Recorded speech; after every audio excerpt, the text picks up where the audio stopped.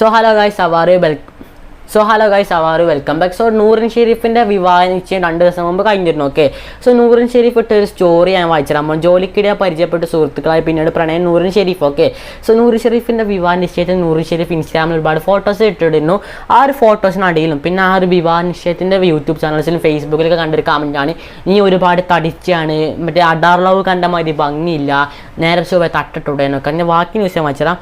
നടൻ നൂറിൻ ഷെരീഫ് വിവാഹിതയായിരുന്നു. നടൻ തിരക്കഥാകൃത്തുമായ ഫൈൻ സഫറാണ്. വരൻ ചേർക്കുന്ന ആളുകൾ 20 അടുത്ത സുഹൃത്തുക്കളാണ്.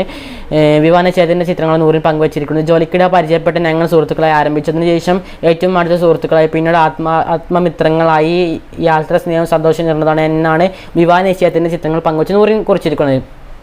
ബെക്കലിൽ റിസോർട്ട് വെച്ചായിരുന്നു ചടങ്ങുകൾ. അടുത്ത കുടുംബാംഗങ്ങളും സുഹൃത്തുക്കളാണ് ചടങ്ങിൽ പങ്കെടുത്തത്. കൊല്ലം സ്വദേശിയായ നൂറിൻ 2017 ഒമർ ലുലു സംവിധാനം ചെയ്ത ചങ്സൺ സിനിമയിലുള്ള ചിത്രത്തിലുള്ള സിനിമ അരങ്ങേറ്റം കുറിച്ചതോടെ അഡാർലവിൻ്റെ സിനിമയിൽ നായികയായിരുന്നു. ഓക്കെ, സാന്താക്രൂസ്, വെള്ളപ്പം, ബർമുഡ തുടങ്ങിയാണ് മറ്റു ചിത്രങ്ങൾ. ജൂൺ മാലിക്, ഗ്യാങ്സ് ഓഫ് എയ്റ്റിന് മധുരം തുടങ്ങിയ ചിത്രങ്ങളുടെ ഫഹീം സഫർ ശ്രദ്ധനായിട്ടുണ്ട്.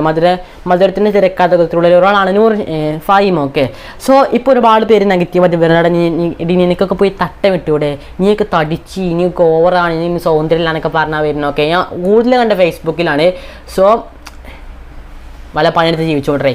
അപ്പോൾ ബൈ, ശരി. ഓക്കെ, അപ്പോൾ അഭിപ്രായം കമൻറ്റ് ചെയ്യുക. ബൈ.